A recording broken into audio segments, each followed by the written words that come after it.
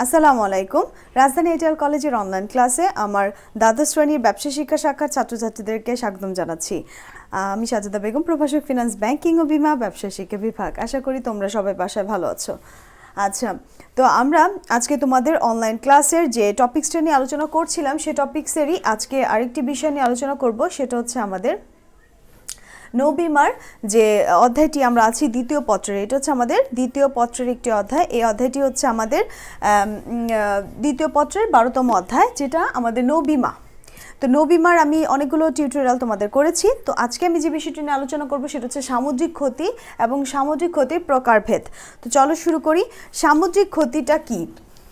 প্রথমে আমরা জানবো যে নৌবিমাটা কি। নৌবিমাটি আমরা যেমনটি জানি যে নৌবিমা হচ্ছে এমন একটি বিমা যেটা ক্ষতিপূরণের চুক্তি, তাই না? নৌবিমা চুক্তি হলো বিমাকারী এবং বিমা গ্রহীতার মধ্যে সম্পাদিত এমন একটি চুক্তি যেখানে সমুদ্রযাত্রা নিয়োজিত যে সকল বিষয়বস্তুগুলো রয়েছে, যেমন জাহাজ, জাহাজস্থ পণ্য, এর সাথে সম্পৃক্ত যে কোনো স্বার্থের যদি ক্ষতি হয় তাহলে সেই ক্ষতির ক্ষতিপূরণ প্রদান করা হয়। এবং এটি একটি বিমাকারী সম্পাদিত চুক্তি অনুসারে বিমা গ্রহীতাকে ক্ষতিপূরণের ব্যবস্থা করা হয়। তো নৌবিমাটা কি? নৌবিমা হচ্ছে নির্দিষ্ট পরিমাণ প্রিমিয়ামের বিনিময়ে বিমাকারী প্রতিষ্ঠান বিমা গ্রহীতাকে নির্দিষ্ট সমুদ্র যাত্রার জন্য বা জাহাজস্থ পণ্য ভাড়া, মাশুল ইত্যাদি এর সংশ্লিষ্ট দায়ের সম্পৃক্ত ঝুঁকি বা ক্ষতির জন্য ক্ষতিপূরণের নিশ্চয়তা হিসেবে যে বিমাটি করা হয় তাকে বলা হয় নৌবিমা।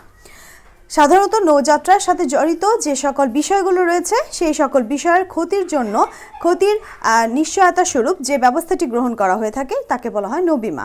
এই নিশ্চয়তা কিসের? যে বিমাকারী প্রতিষ্ঠান বিমা গ্রহীতাকে তার ক্ষতির বিপক্ষে আর্থিক নিশ্চয়তা দিবে।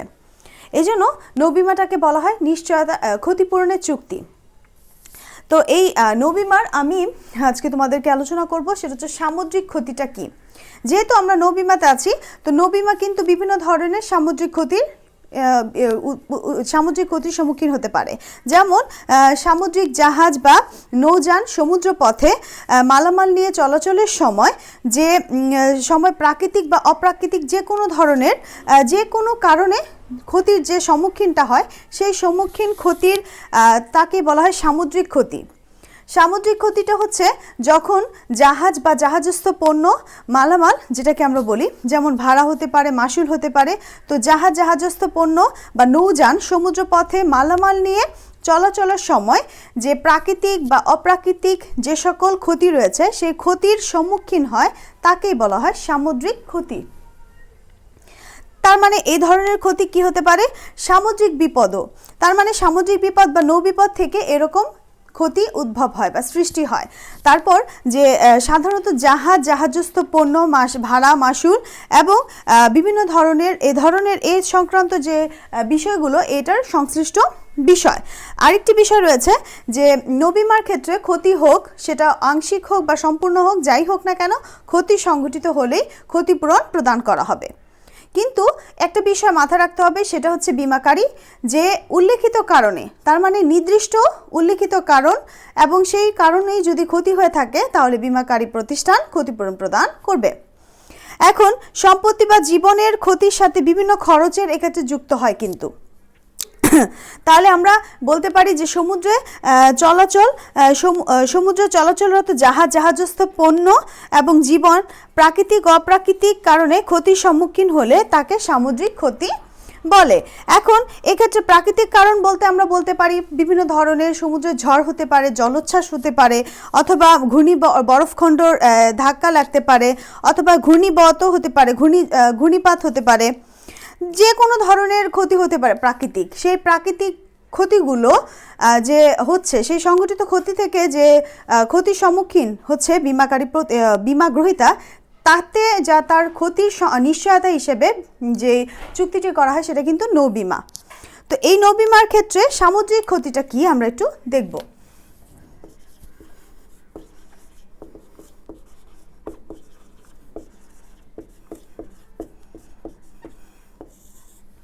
তাহলে যেমনটি তোমরা বোর্ডে দেখতে পাচ্ছ সামুদ্রিক ক্ষতিটা কি? সামুদ্রিক ক্ষতি হচ্ছে যে সামুদ্রিক জাহাজ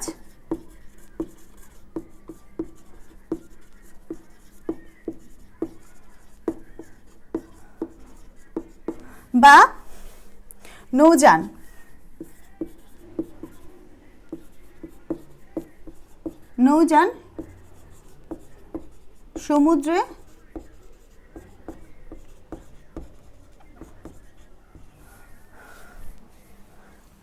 সমুদ্রে চলাচলের সময় বা মালামাল নিয়ে সমুদ্রে মালামাল নিয়ে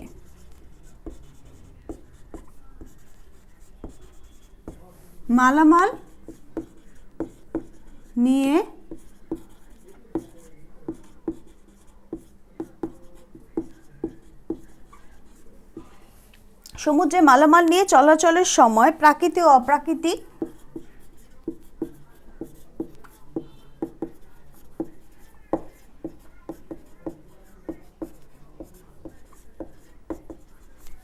প্রাকৃতিক ও বিভিন্ন ধরনের প্রাকৃতিক বিপদ থাকতে পারে, অপ্রাকৃতিক যেটা মানুষ সৃষ্ট, সেই প্রাকৃতিক এবং অপ্রাকৃতিক বিপদের কারণে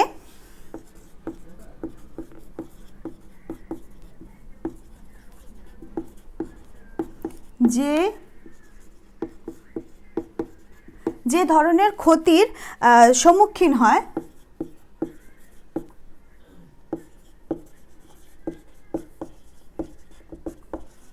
তাকেই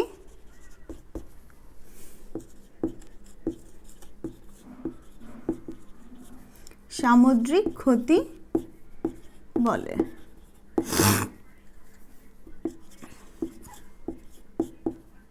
দেখো, সামুদ্রিক ক্ষতি বলে, তার মানে বিপদের কারণে, কি ধরনের বিপদের কারণে? এক্ষেত্রে জাহাজের মালামাল মাসুলের শুধু ক্ষতি হয় না, এরূপ ক্ষতি থেকে এগুলোকে রক্ষার জন্য প্রয়োজনীয় খরচও এর অন্তর্ভুক্ত।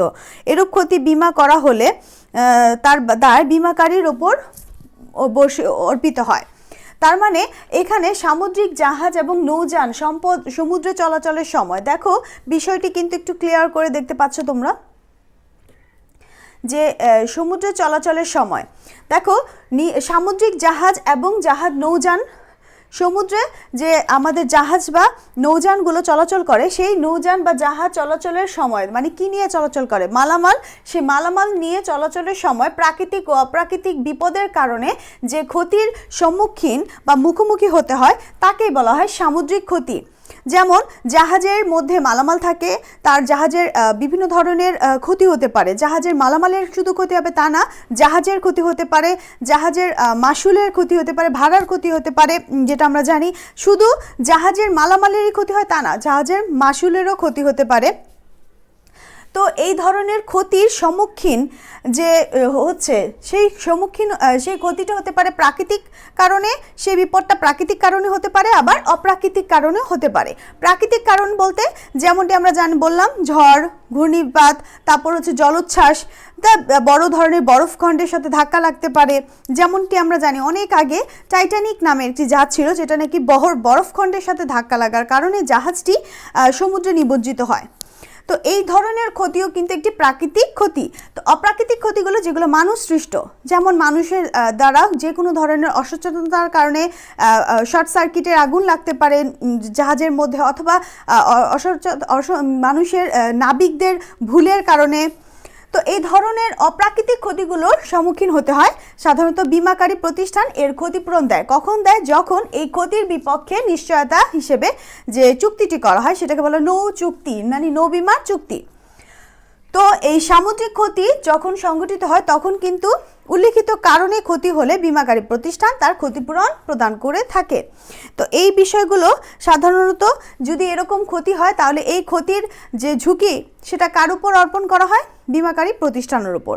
এই জন্যই বলা হয়েছে যে এরূপ ক্ষতি বিমা করা হলে, এই ধরনের ক্ষতির জন্য বিমা করা হলে ক্ষতির যে আশঙ্কাটা বা ক্ষতির যে দায়টা সেটা বিমাকারী প্রতিষ্ঠানের উপর বর্তে যায়, মানে অর্পণ করা হয়। তাহলে বিমা গ্রহীতা কিন্তু সেক্ষেত্রে নিশ্চয়তা পাচ্ছে। কিসের জন্য? নৌ বিমা করার জন্য সেই এতটুকু স্বস্তি পাচ্ছে, যে নিশ্চয়তা পাচ্ছে যে আমার জাহাজটি বা আমার যে নৌযানটি সমুদ্র চলাচলের সময় কোনো দুর্ঘটনায় কবলিত হলে এই ক্ষতির বিপক্ষে বিমা করার কারণে তার আর্থিক নিশ্চয়তা যে পাচ্ছে। তাহলে এটা হচ্ছে একটি সামুদ্রিক ক্ষতি, যে সংজ্ঞাটা আমি লিখে দিলাম, একটু দেখো। সামুদ্রিক জাহাজ, তাহলে এই সামুদ্রিক ক্ষতির যে সকল বৈশিষ্ট্য আমরা এখান থেকে লক্ষ্য করতে পারি সেটা হচ্ছে সামুদ্রিক বিপদ বা নৌবিপদ থেকে এই ধরনের ক্ষতির উদ্ভব হয়।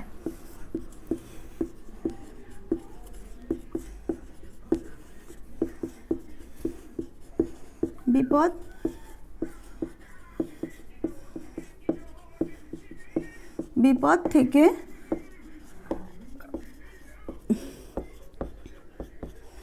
এ ধরনের ক্ষতি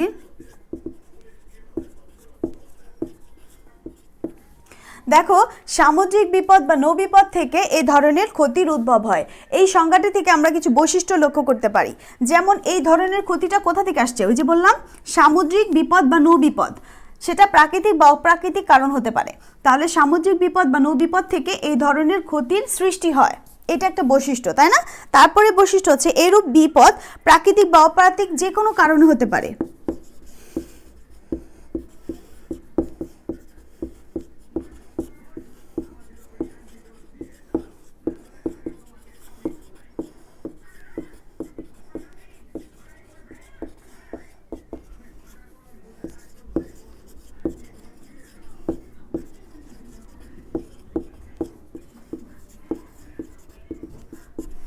যে কোনো প্রাকৃতিক বা অপ্রাকৃতিক কারণে ঘটতে পারে।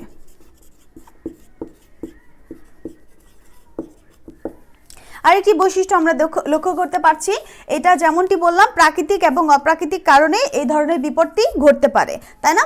তারপর যে সাধারণত জাহাজ এবং জাহাজস্থ পণ্য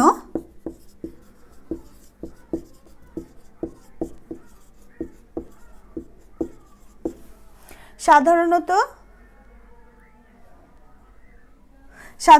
জাহাজ বা জাহাজস্থ পণ্য মাশুল এর অন্তর্ভুক্ত বিষয়।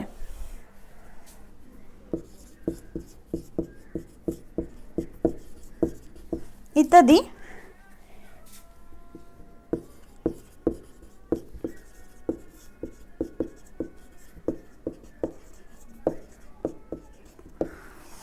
সাধারণত কোন বিষয়গুলো এই ক্ষতিগ্রস্ত হয়? কি হয় যে সাধারণত জাহাজের ক্ষতি হতে পারে বা জাহাজের মাশুলের ক্ষতি হতে পারে, ভাড়ার ক্ষতি হতে পারে, যেটাকে জানি জাহাজস্থ যে মালামাল বা পণ্য সেটার ক্ষতি হতে পারে। তাহলে ইত্যাদি এই সকল বিষয়গুলো এই কারণে ক্ষতি হতে পারে। এজন্য এটা হচ্ছে ক্ষতিগ্রস্ত বিষয়গুলো কি। তাহলে আমরা সামুদ্রিক বিপদটা কি, সামুদ্রিক ক্ষতিটা কি জানতে পারলাম। এটি একটি শর্ট নোট আকারে আসবে। দেখো সামুদ্রিক জাহাজ বা নৌযান সমুদ্র চলাচল নিয়ে চলাচলের সময় প্রাকৃতিক বা অপ্রাকৃতিক বিপদের কারণে যে ক্ষতির সম্মুখীন হয় তাকে সামুদ্রিক ক্ষতি বলে। এর কিছু বৈশিষ্ট্য আমরা এখান থেকে পাচ্ছি, যেমনটি তোমরা দেখতে পাচ্ছ বোর্ডে। আমি মুছে ফেলছি। এখন আমরা এই সামুদ্রিক বিপদ বা সামুদ্রিক যে ক্ষতি, সেই সামুদ্রিক ক্ষতির কিছু প্রকারভেদ জানব। দেখো সামুদ্রিক ক্ষতির প্রকারভেদ।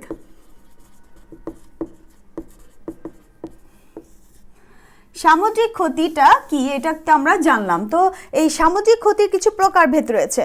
যেমনটি আমরা জানি সামুদ্রিক ক্ষতি হতে পারে সামগ্রিক, আবার হতে পারে আংশিক। সামগ্রিক এবং আংশিক মানে যেটা হচ্ছে কিছু অংশ ক্ষতি হয়, আবার আংশিকটা হচ্ছে সামগ্রিক এবং আংশিক ক্ষতির মধ্যে কিছু পার্থক্য আছে এবং এর মধ্যেও কিছু প্রকারভেদ রয়েছে। তা আমরা দেখি সামগ্রিক ক্ষতিটা কি। সামুদ্রিক ক্ষতি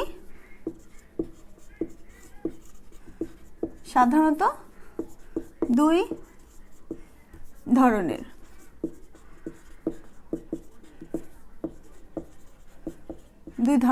এক সামগ্রিক ক্ষতি, একটা হচ্ছে সামগ্রিক ক্ষতি, আরেকটা হচ্ছে কি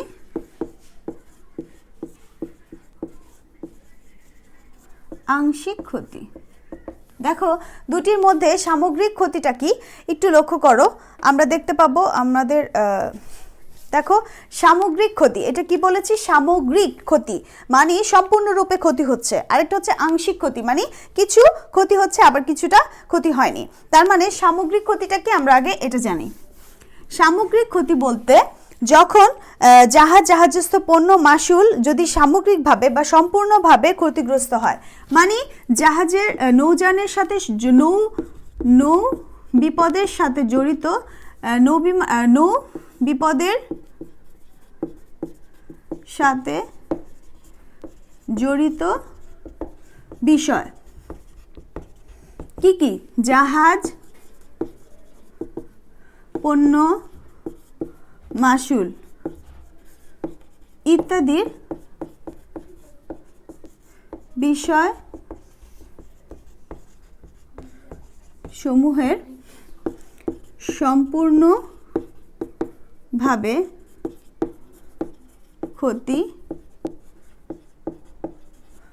ক্ষতিগ্রস্ত হলে, দেখো সম্পূর্ণভাবে যখন ক্ষতিগ্রস্ত হয়, নৌবিপদের সাথে জড়িত বিষয়গুলো কি? জাহাজ, জাহাজস্থ পণ্য, মাশুল, ভাড়া ইত্যাদি। এই বিষয়গুলো যদি সম্পূর্ণভাবে মানে একেবারে সামগ্রিকভাবে ক্ষতিগ্রস্ত হয় সেটাকে বলা হয় সামগ্রিক ক্ষতি।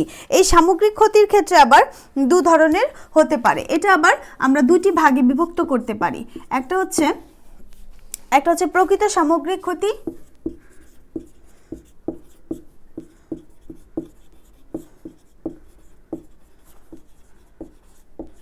দেখো আরেকটি হচ্ছে উদ্ধারযোগ্য সামগ্রিক ক্ষতি।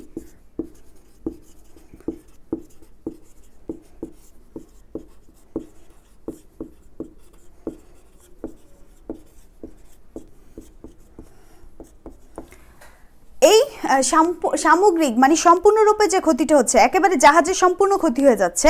আরেকটা হচ্ছে যে জাহাজের সামগ্রিক যে ক্ষতিটা, এটার মধ্যে আবার কিছু দুইটা ভাগে আমরা দেখতে পাচ্ছি। সেটা কি? প্রকৃত সামগ্রিক ক্ষতি, আরেকটা হচ্ছে উদ্ধারযোগ্য সামগ্রিক ক্ষতি।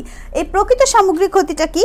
যখন বিমার বিষয়বস্তু সম্পূর্ণরূপে ধ্বংস হয় বা এমনভাবে জিনিস নষ্ট হয় যে এটার বিমাকৃত বস্তু বলে গণ্য করা যায় না, অথবা তা আর উদ্ধার করা যায় না।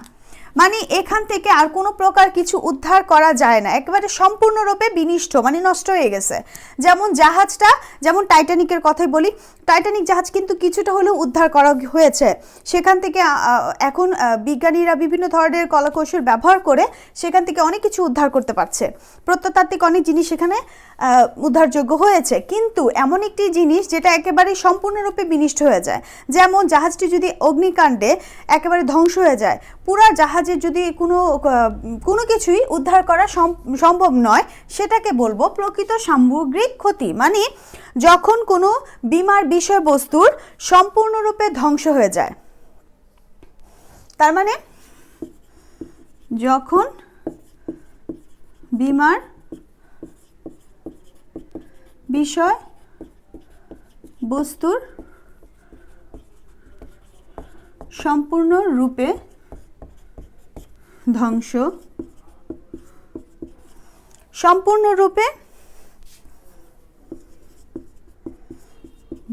হয় এবং যেটা উদ্ধার করা যায় না, যেটা আর কখনোই বিনষ্ট মানে কি উদ্ধার করা বলে মানে উদ্ধার করা যায় না,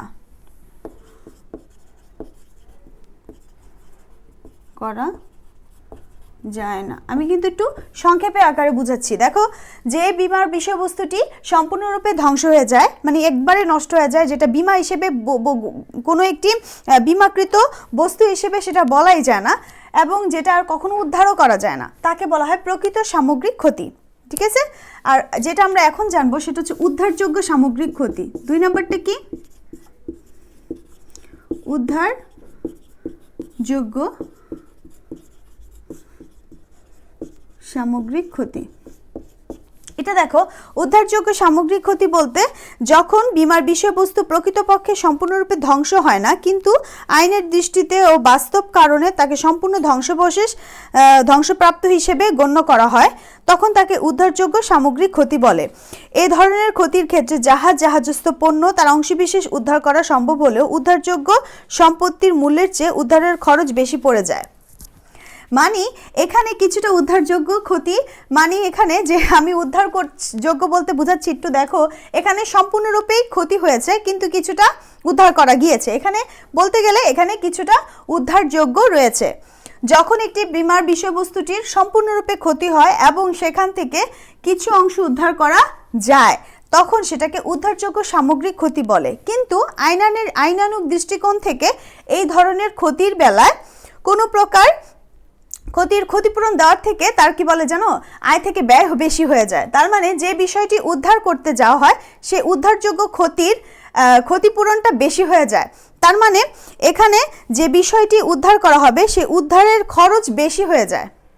তার মানে বিমার কারণে যে ক্ষতিপূরণ দিবে বিমার খরচের থেকে উদ্ধারের খরচটা আর বেশি হয়ে যায়, তখন এই উদ্ধারযোগ্য সামগ্রিক ক্ষতিটা এটা আর তখন এটা বিমা গ্রহীতাকে এটা দেওয়া যায় না, বিমাকারী প্রতিষ্ঠানকে বিমা গ্রহীতাকে আর দেওয়া হয় না। তার মানে কি এখানে সম্পূর্ণ ক্ষতিগ্রস্ত হওয়ার পরও কিছু অংশ, এখানে কি বলছে, সম্পূর্ণ রূপে ধ্বংস হলেও পরবর্তীতে উদ্ধার যোগ্য। এতটুকু বুঝো যে সম্পূর্ণরূপে ধ্বংস হলেও পরবর্তীতে উদ্ধারযোগ্য। যেমন টাইটানিক জাহাজটি কিন্তু সমুদ্রে নিমজ্জিত হয়ে গিয়েছে এবং এটা সম্পূর্ণরূপে কিন্তু ধ্বংস হয়ে গিয়েছে, কিন্তু ওখান থেকে এখন পরবর্তীতে বিজ্ঞানীরা বিভিন্ন ধরনের কলাকৌশল ব্যবহার করে কিছু জিনিস উদ্ধার করছে, যেটার খরচ কিন্তু অতিরিক্ত হয়ে যাচ্ছে। তার মানে উদ্ধারের খরচ আমার বেশি হয়ে যাচ্ছে, তাই বলা হয় উদ্ধারযোগ্য সামগ্রিক ক্ষতি। সম্পূর্ণ ক্ষতি হওয়ার পরও কিছুটা অংশ উদ্ধার করা যায়, যেটা আমি বলবো না উদ্ধারযোগ্য, কারণ আইনানুগ দৃষ্টিকোণ থেকে সেখানে উদ্ধারের খরচটা বেশি হয়। এটাকে বলা হয় সামগ্রিক ক্ষতির প্রকারভেদ। একটা হচ্ছে প্রকৃত সামগ্রিক ক্ষতি আর একটা হচ্ছে উদ্ধারযোগ্য সামগ্রিক ক্ষতি। এখন আসি আংশিক ক্ষতি। এখন আসি যেটা আমরা জানবো সেটা হচ্ছে আংশিক। এটা তো বুঝতেই পারছো যে এখানে সম্পূর্ণ ক্ষতি হয় না, যখন যে বিমাকৃত বিষয়বস্তু অর্থাৎ জাহাজস্থ পণ্য মাসুলের সামগ্রিক ক্ষতি না হয়ে আংশিকভাবে ক্ষতি হয়। বিমার বিষয়বস্তু বিমার বিষয় বস্তুর সম্পূর্ণ রূপে ক্ষতি না হয়ে সম্পূর্ণরূপে কি বলেছে, সম্পূর্ণরূপে বা সামগ্রিক ক্ষতি না হয়ে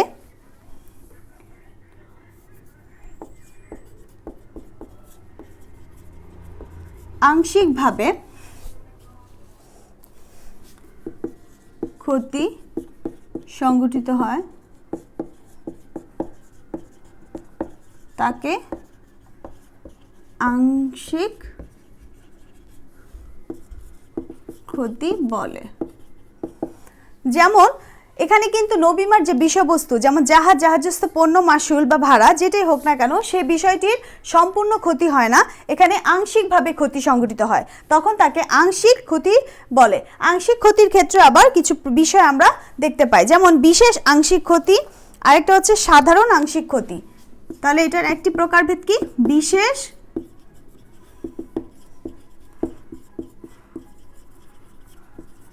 আংশিক ক্ষতি। বিশেষ আংশিক ক্ষতি মানে কিছু সম্পূর্ণ যে জাহাজের বিষয়বস্তুগুলো, সে বিষয়বস্তুর বিশেষ কিছু ক্ষতি হয়েছে। তার মানে যে যখন সামুদ্রিক বিপদের কারণে বিমাকৃত কোনো নির্দিষ্ট বিষয়বস্তুর আংশিক ক্ষতি হয় তাকে বিশেষ আংশিক ক্ষতি বলে। যখন যে বিমাকৃত বিষয়টার, সে বিমাকৃত বিষয়টার বিশেষভাবে ক্ষতিগ্রস্ত হয়, মানে বিশেষ কোনো নির্দিষ্ট বিষয়বস্তুর আংশিক ক্ষতি হয়।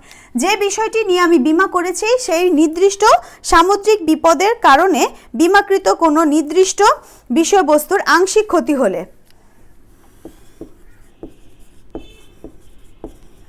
সামুদ্রিক বিপদের কারণে সংঘটিত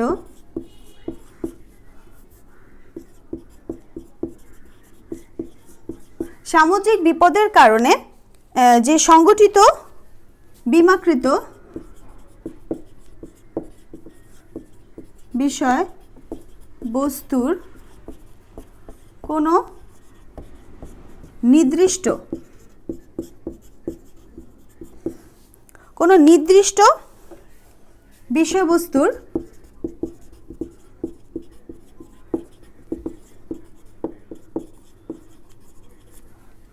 বিষয়বস্তুর আংশিক ক্ষতি হলে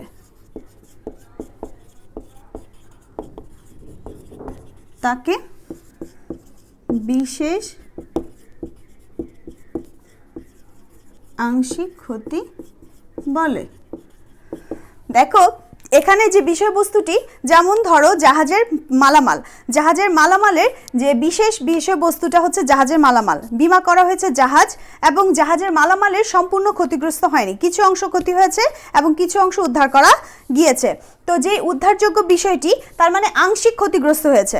এই জন্যই বলা হয় নির্দিষ্ট কোনো বিষয়বস্তুর আংশিক ক্ষতি হলে তাকে বলা হয় বিশেষ আংশিক ক্ষতি। এটাকেই বলা হয় যে নির্দিষ্ট হারে আমার শুধু মালামালেরই ক্ষতি হয়েছে আর অন্যান্য সকল বিষয় সব ঠিক আছে। তার মানে মালামালের ক্ষতি হয়েছে, আমার জাহাজের সম্পূর্ণরূপে কোনো ক্ষতি হয়নি, আমার অন্যান্য কোনো নাবিকের কোনো ক্ষতি হয়নি, আমার মাসুলের কোনো ক্ষতি হয়নি। তাহলে এখানে শুধু জাহাজের মালামালের ওপর ক্ষতিটা হয়েছে। এজন্য বলা হয় বিশেষ আংশিক ক্ষতি যখন কোনো বিপদের দ্বারা, সামুদ্রিক যে বিপদগুলো রয়েছে সেই বিপদের দ্বারা যদি কোনো বিশেষ একটি ক্ষতির সম্মুখীন হয় জাহাজ বা জাহাজস্থ পণ্য বা মাসুল বা ভাড়া, তাহলে সেটাকে বলা হয় বিশেষ আংশিক ক্ষতি। এখন আমি যে দ্বিতীয় বিষয়টি, আংশিক ক্ষতিকে আমরা দুটি ভাগে বিভক্ত করি, একটা হচ্ছে বিশেষ আংশিক ক্ষতি, আরেকটা হচ্ছে সাধারণ আংশিক ক্ষতি। তো বিশেষ আংশিক ক্ষতির ক্ষেত্রে আবার কিছু আছে বিষয়, যেটা হচ্ছে জাহাজের বিশেষ আংশিক ক্ষতি, মালের বিশেষ আংশিক ক্ষতি, মাসুলের বিশেষ আংশিক ক্ষতি।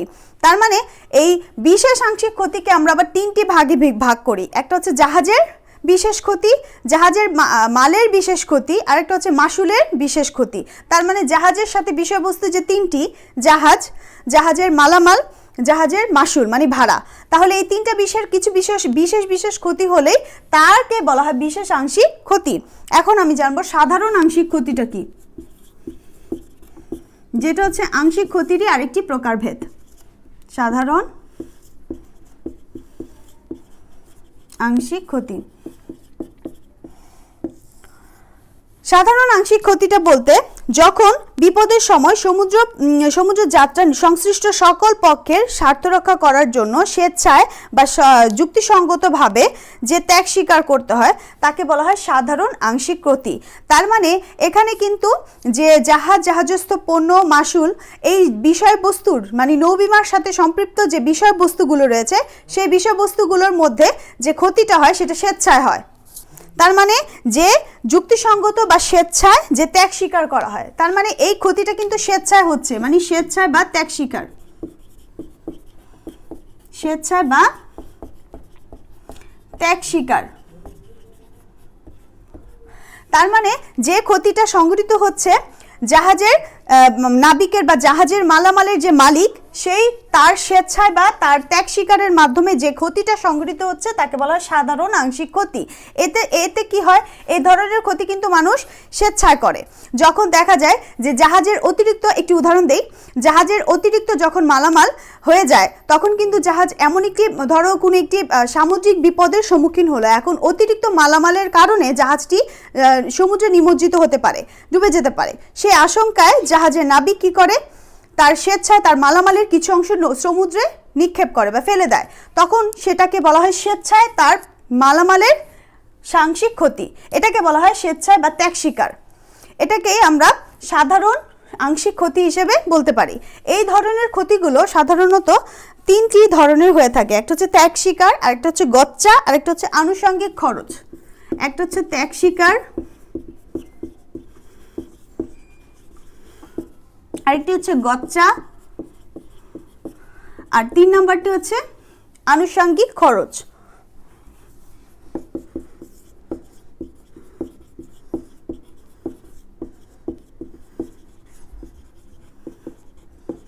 দেখো আনুষঙ্গিক খরচ, আমাদের যে ত্যাগ শিকার মানে হচ্ছে যখন অনেক সময় সমুদ্র জাহাজের বা বিপদে সামুদ্রিক কোনো বিপদের হাত থেকে জাহাজ বা মালামালকে রক্ষা করার জন্য জাহাজকে হালকা করার জন্য প্রয়োজন দেখা দিতে পারে। এক্ষেত্রে জাহাজের মালামাল আংশিক সমুদ্রে নিক্ষেপ করা হয়, তাকে বলা হয় ত্যাগ শিকার। আবার বলছি, যখন জাহাজের মালামালটা অতিরিক্ত হয়ে যায় তখন জাহাজের মালামালটাকে বা অতিরিক্ত মালামাল নিক্ষেপ করা হয় সমুদ্রে। কেন? জাহাজটাকে হালকা করার জন্য, জাহাজ তার বিপদের সম্মুখীন। যেমনটি বললাম, জাহাজ অতিরিক্ত মালামাল হয়ে গিয়েছে, জাহাজ তার মালামালের ভারে, তার অতিরিক্ত মালামালের কারণে জাহাজটি সমুদ্রে কি করতে পারে? নিমজ্জিত হতে পারে। সেটার বিপদ থেকে রক্ষা পেতে জাহাজ কি করে? জাহাজের নাবিক বা জাহাজের যে মালিক, যে মালামালের মালিক, সে কি করে? তার পণ্যগুলো নিক্ষেপ করে সমুদ্রে। এটাকে বলা হয় ত্যাগ শিকার। কেন করে? জাহাজটাকে হালকা করার জন্য, বিপদমুক্ত করার জন্য। এটা সবসময় করে না, যখন সমুদ্রে দেখে যে অনেক সময় সামুদ্রিক বিপদ, কোনো বিপদের হাত থেকে রক্ষা পাওয়ার জন্য এই স্টেপটি গ্রহণ করা হয়। তার মানে সাধারণ আংশিক ক্ষতির একটি হচ্ছে ত্যাগ শিকার। আমরা এটির আরেকটি নাম দিতে পারি যেটাকে বলা হয় জেটিসন। ইংলিশে বলা হয় জেটিসন বা পণ্য নিক্ষেপণ। আমরা এটির আরেকটি নাম দিতে পারি যেটাকে বলা হয় জেটিসন বা পণ্য নিক্ষেপণ। আমি এটি একটি শর্ট নোট আকারে তোমাদের বলবো। আরেকটি হচ্ছে গচ্চা। গচ্চা হলো সামুদ্রিক বিপদের সময় জাহাজকে হালকা করার জন্য মালামাল ও অন্য জাহাজে তুলে দেওয়াকে বলা হয় গচ্চা। যখন সমুদ্রের আমরা জাহাজটাকে হালকা করার জন্য কি করছি? মালামাল সমুদ্রে নিক্ষেপ করছি, সেটাকে বলা হয় ত্যাগ শিকার। আমি সমুদ্রে কিন্তু পণ্য ফেলে দিচ্ছি, এটাকে বলা হয় ত্যাগ শিকার বা পণ্য নিক্ষেপণ। সমুদ্রে ফেলে দিচ্ছি কিন্তু জাহাজের হালকা করছি। আবার আরেকটি কাজ করতে পারে, সেটা কি? জাহাজের যে অতিরিক্ত মালামাল, জাহাজটাকে হালকা করার জন্য সে জাহাজের মালামাল পণ্য নিক্ষেপণ না করে আরেকটি জাহাজে তার অতিরিক্ত মালামালগুলো তুলে দিল, এটাকে বলা হয় গচ্চা।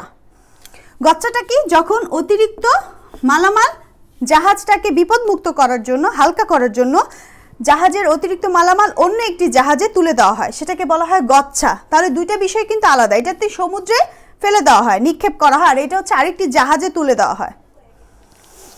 আনুষঙ্গিক খরচটি সমুদ্রপথে পণ্য পরিবহনের সময় এমন কোনো খরচ করার জন্য প্রয়োজন পড়ে যা না করলেও চলে, কিন্তু বীমাকৃত পণ্যের যথাযথ রক্ষণাবেক্ষণের স্বার্থে এই ধরনের খরচ বিবেচিত হয়। এরূপ খরচকে সাধারণত আনুষঙ্গিক আংশিক সাধারণ ক্ষতি হিসেবে বিবেচিত করা হয়। আনুষঙ্গিক খরচ হচ্ছে যখন সমুদ্রে জাহাজ বাহাজতস্থ পণ্য বা মাসুল এই সংক্রান্ত বিষয়বস্তুগুলোর ক্ষতির পাশাপাশি এমন একটি খরচ উদ্ভব হয় যেটা নাকি খরচ না করলেই না। এই ধরনের খরচগুলো প্রয়োজন পড়ে না করার, কিন্তু এটা করতে হয়। এই ধরনের আনুষঙ্গিক খরচগুলো সাধারণ আংশিক ক্ষতি হিসেবে বিবেচিত। তো আজকে আমি এই টিউটোরিয়াল থেকে তোমাদের সামুদ্রিক ক্ষতিটা কি এবং সামুদ্রিক ক্ষতির যে প্রকারভেদ সেটা আলোচনা করেছি। তো আশা করি এই টিউটোরিয়াল থেকে তোমরা বাসায় রেকর্ডেড লাইভ দরকার হলে দেখবে বারবার, এবং প্রশ্ন থাকলে আমাদের সাথে লাইভ ক্লাসে যোগাযোগ করবে এবং সেই সমাধানগুলো ইনশাআল্লাহ আমরা করার চেষ্টা করব। তো আশা করি এ পর্যন্তই। ভালো থাকো, বাসা থাকো। আসসালামু আলাইকুম।